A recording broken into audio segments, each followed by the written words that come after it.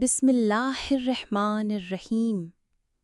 حضرت آدم علیہ السلام کی تخلیق، مٹی سے روح تک کا سفر، یہ دنیا، یہ زمین، یہ کائنات، اللہ تعالیٰ نے اسے تخلیق کیا اور اس دنیا کی زینت بنایا انسان کو۔ لیکن انسان کی ابتدا کہاں سے ہوئی؟ اس کا خالق کون ہے؟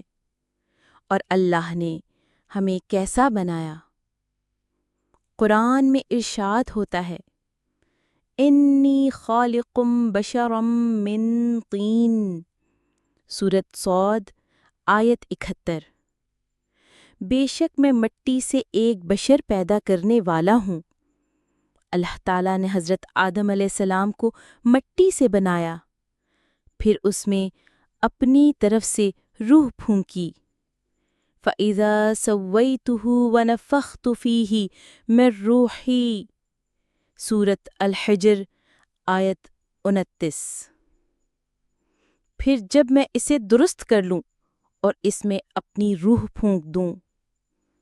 یہ تھی انسان کی پہلی شکل، نہ غرور نہ تکبر، صرف مٹی، لیکن روح الہی کی پھونک سے وہ اشرف المخلوقات بن گیا۔ پھر اللہ تعالیٰ نے تمام فرشتوں کو حکم دیا، فَسَجَدَ الْمَلَائِكَةُ كُلُّهُمْ أَجْمَعُونَ، سورۃ صاد آیت 73۔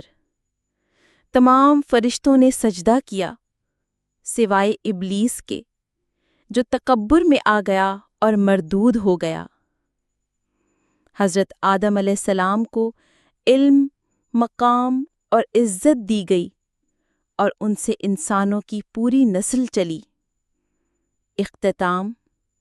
تو اے انسان، یاد رکھ، تو مٹی سے ہے، لیکن تجھے عزت اس وقت ملے گی جب تو اپنے خالق کی بندگی کرے گا۔